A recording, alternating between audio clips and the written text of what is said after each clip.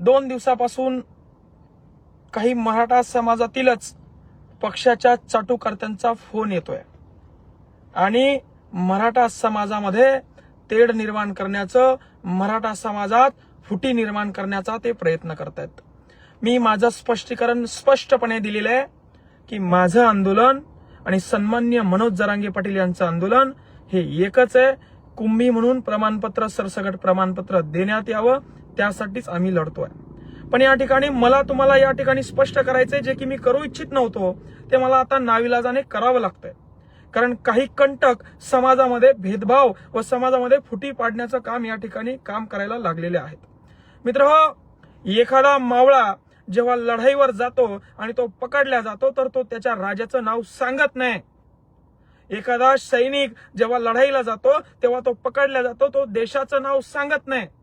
त्याचप्रमाणे आमची गत झाली, आम्ही काचा फोडल्या, पकडल्या गेलो, म्हणून सन्माननीय जरांगे पाटील यांच्या आंदोलनाला, शांततेच्या उपोषणाला कुठलंही गालबोट लागू नये म्हणून आम्ही त्यांचं नाव घेणं टाळलं। एवढंच नाही तर मराठ्यांच्या देवाच्या विरोधात आम्हाला त्या 2 दिवसापुरतं बोलावं लागलं।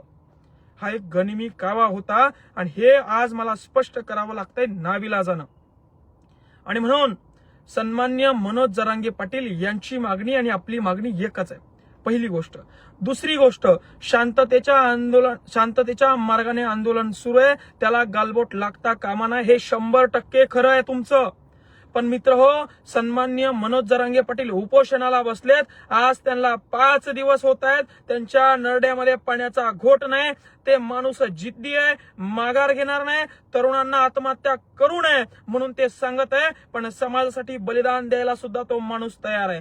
शेकडो वर्षानंतर तयार झालेले तर नेतृत्व आहे, पुन्हा असं नेतृत्व आपल्याला भेटणार नाही, म्हणून त्यांच्या जीवाचं काही बरं वाईट होऊ नये म्हणून शासनाला अशा पद्धतीनं धडा शिकवणं सुद्धा गरजेचं आहे।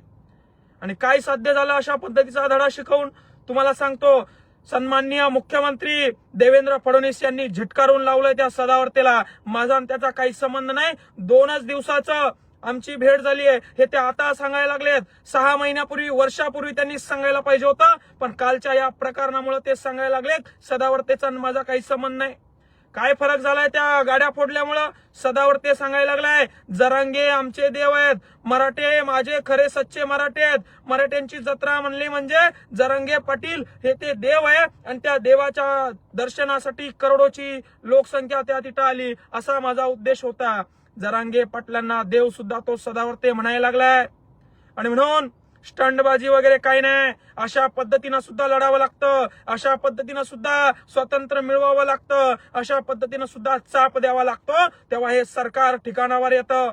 आणि म्हणून तिसरी गोष्ट, नारायण राणे ते कोण आहे ते बोलले की मराठा समाजाविषयी शिवीगाळ त्यांनी केली। त्यांना सांगतो, कालच्या बाईटमध्ये त्यांच्या विरुद्ध मी सन्मानाने बोललो होतो की सन्मान्य नितेश राणे, नारायण राणे यांचं चांगलं कर्तृत्व आहे, कारण त्यांनी मागे समाजासाठी चांगलं काम केलं होतं। पण आता जर का ते समाजाला शिवीगाळ करत असतील, ते हरामखोर, नालायक, लुबाड, लुच्चे तीनही, आणि तो टिंगू सुद्धा, तो म्हणतो मी मातोश्रीवर आम्ही त्या ठिकाणी होतो, नालायका तू आमदार आहेस, तुला कसं आमदार समाजाने केलं मला हे कळना।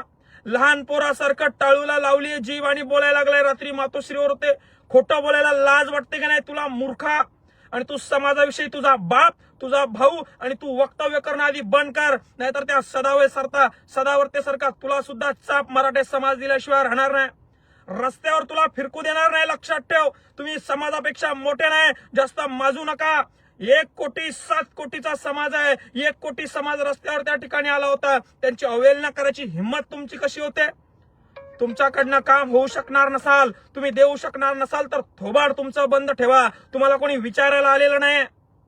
आणि हो, तिसरी गोष्ट, सन्माननीय मनोज जरांगे पाटील यांच्या आंदोलनाला आमचा पूर्णपणे पाठिंबा आहे। मराठ्यांना कुंभी सर्टिफिकेट मिळावं ही आमची मागणी आहे आणि सरकारला चेतावणी या मंगेश साबळेची आहे।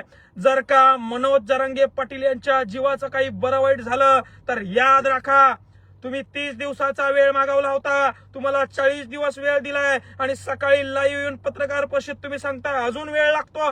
झोपा काढत होते का तुम्ही? तुम्हाला किती वेळ पाहिजे? तुम्ही 24 तारीख त्या कमिटीला, शिंदे कमिटीला दिली आहे, म्हणजे 24 डिसेंबर पर्यंत वाट बघायचं. पुन्हा अजून महिनाभर मराठ्यांना झुलवत ठेवायचं. मग लोकसभेची आचारसंहिता लागणार, लोकसभेची निवडणुका लागणार, लोकसभा होऊन जाणार. ह्या झोप्या भोळ्या असेच तुम्ही राहू नका. कुठली निवडणूक होणार नाही जोपर्यंत मराठ्यांना टिकणार कुंभी सर्टिफिकेट मिळत नाही. टिकणार म्हणजेच मी काय वाईट बोललो? कोणतं आरक्षण टिकू शकतं तुम्हाला माहितीये का?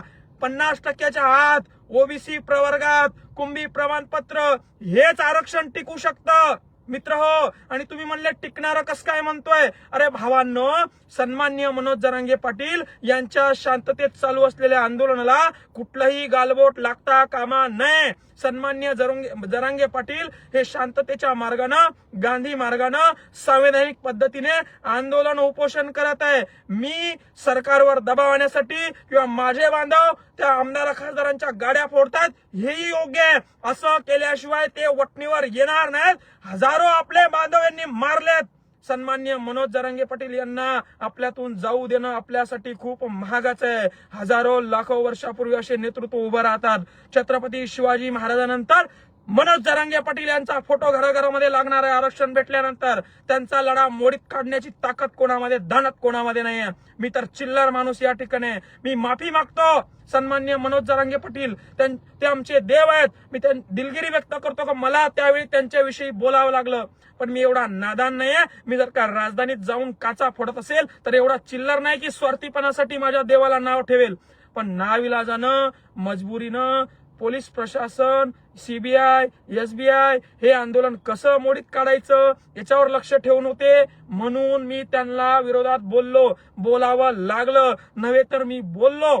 याचा कुणी गैरफायदा घेऊ नये. मराठ्यात फूट पडली आहे, मराठे 2 ठिकाणी झाले, जव्हाळगट, मवाळगट, असं काही होणार नाही. सन्माननीय मनोज जरांगे पाटील यांच्या मार्गदर्शनाखाली आंदोलन सुरू आहे. आणि पुन्हा चेतावणी आहे, जर का मनोज जरांगे पाटील यांच्या जीवाचं काही बरं वाईट झालं तर रस्त्यावर तुम्ही फिरकू नका, घराच्या बाहेर तुम्ही निघू नका. आणि हे सांगतो त्या सदावर्तेला आणि सगळ्यांना, तुम्हाला पेलणार नाही, झेपणार नाही. हेच आहे ते, पेलणार नाही, झेपणार नाही. बोलू नका समाजाच्या विरोधात. समाजाच्या भावना दुखावल्या. 4 आत्महत्या रोज करतायत समाजाचे तरुण. टाकीवरून कुदून आत्महत्या करतायत. नालायक हो, तुम्हाला कळना कसं झालंय? एक जीव या ठिकाणी मौल्यवान आहे. मनुष्य वधाचे गुन्हे या ठिकाणी तुमच्यावर दाखल करायला पाहिजे.